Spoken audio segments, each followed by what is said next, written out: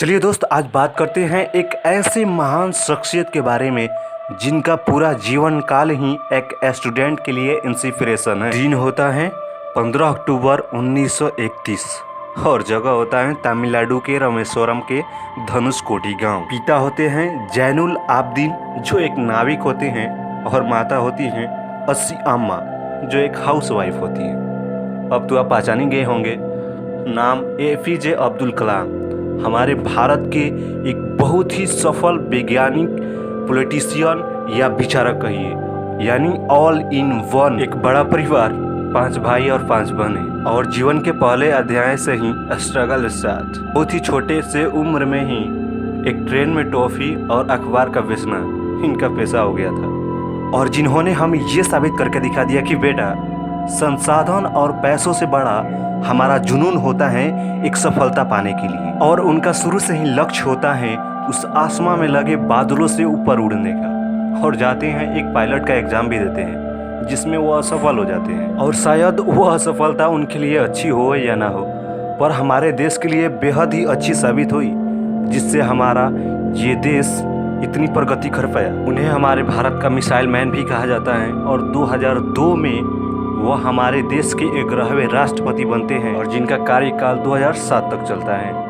तो चलिए अब जान लेते हैं उनके द्वारा बोली गई कुछ शानदार बातों को जो हमारे सीधे दिल और दिमाग पर अटैक करती हैं। सपने वो नहीं होते जो तुम सोते समय देखते हो मेरे दोस्त, सपने तो वो होते हैं जो तुम्हें सोने नहीं देते। आप अपना भविष्य नहीं बदल सकते हो, पर आप अपनी आदतों को जरूर बदल सकते हो, और वो आदतें निश्चित रूप से आपका भविष्य बदल देगी। किसी भी शिखर पर पहुंचने के लिए ताकत की आवश्यकता होती है मेरे दोस्त, चाहे वो माउंट एवरेस्ट का हो या आपके पैसे का। और एक उन्होंने बेहद ही शानदार बात बोली है जो हमारे सीधे दिल को लगती है कि मैं एक हैंडसम इंसान नहीं हूँ, लेकिन मैं अपना हैंड्स हर उस इंसान को दे सकता हूँ जिसकी मुझे मदद की जरूरत है। और जब बारिश होती है ना, तो सभी पक्षी अपने आश्रय की तलाश करते हैं, लेकिन एक बात जो होता है उस बारिश को ही अवॉइड करके उन बादलों से भी ऊपर उठ जाता है। हमें उन बात जैसा प्रवृत्ति रखना चाहिए। और अक्सर हमारे देश का भविष्य हमारे क्लासरूम के पिछले बेंचों पर ही देखने को मिलता है। ज़्यादा सफल लोगों की कहानियां मत पढ़ो, उससे आपको तो सिर्फ एक संदेश मिल पाएगा।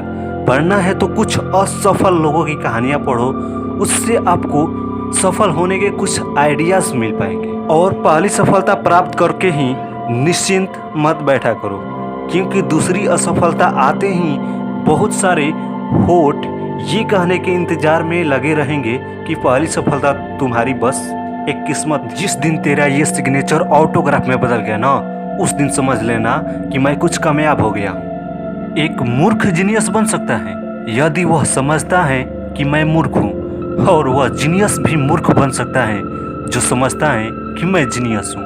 कितनी शानदार बात है ना।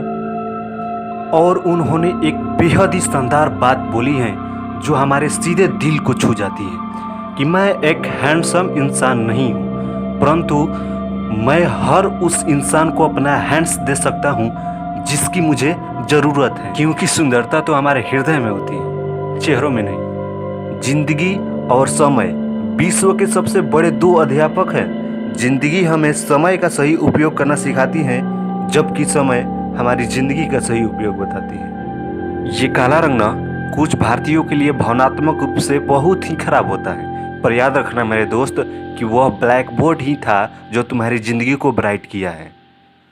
और अगर तुम सूरज की तरह चमकना चाहते हो ना मेरे दोस्त, तो उनकी तरह पहले जलना सीखना होगा।